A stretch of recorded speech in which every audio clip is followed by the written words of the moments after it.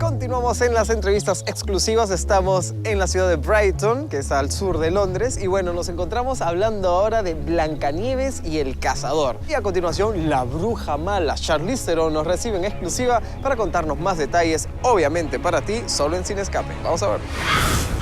Mirror, mirror on the wall. Who is fairest of them all? Charlize, pleasure to see you again. Nice to see you. Amazing background, so good idea to do right? the thing here. So Yeah, pretty special, right? yes, definitely, definitely. For almost 70 years, a lot of people grew up with Snow White, with the Disney version and the image of the evil queen. Now you got the opportunity to change that, made an update, and a new generation got the image that you create. So how do you feel about that?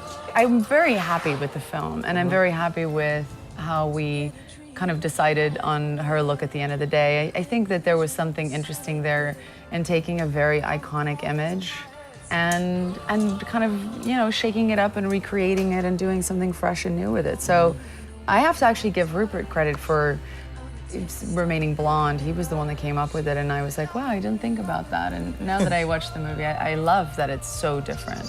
Definitely, definitely. It's a super powerful, gorgeous, the image, it's really great. So congratulations on that. So how was play with the mirror? How was the sequence that we play with the special effects team? How was that part? All of that stuff's really interesting, although the mirror sequence was probably the hardest sequence for me, just because of that. Those lines are so iconic, mirror, mirror on the wall. And it was the only part of the film that was it was kind of left in its fantastical. You know, the rest of the film, the dialogue we try to make very, you know, based in reality. And that was the only part of it that was still kind of like the fairy tale.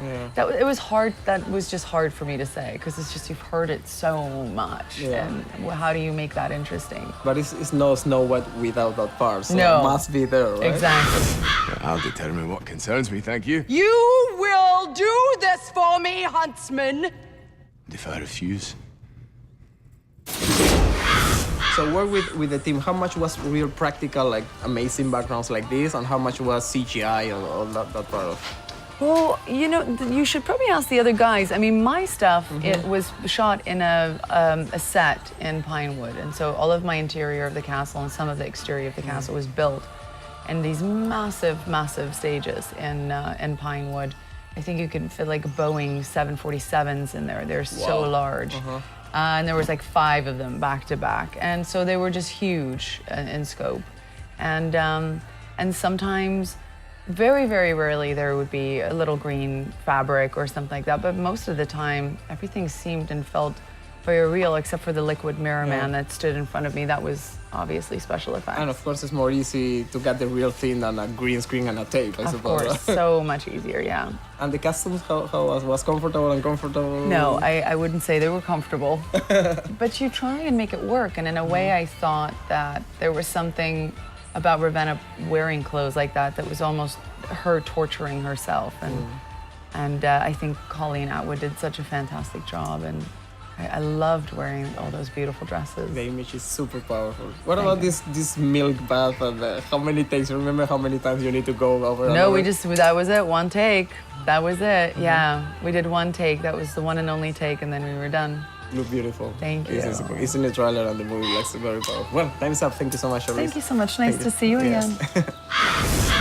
Bring me your heart, my dear, dear Snow White.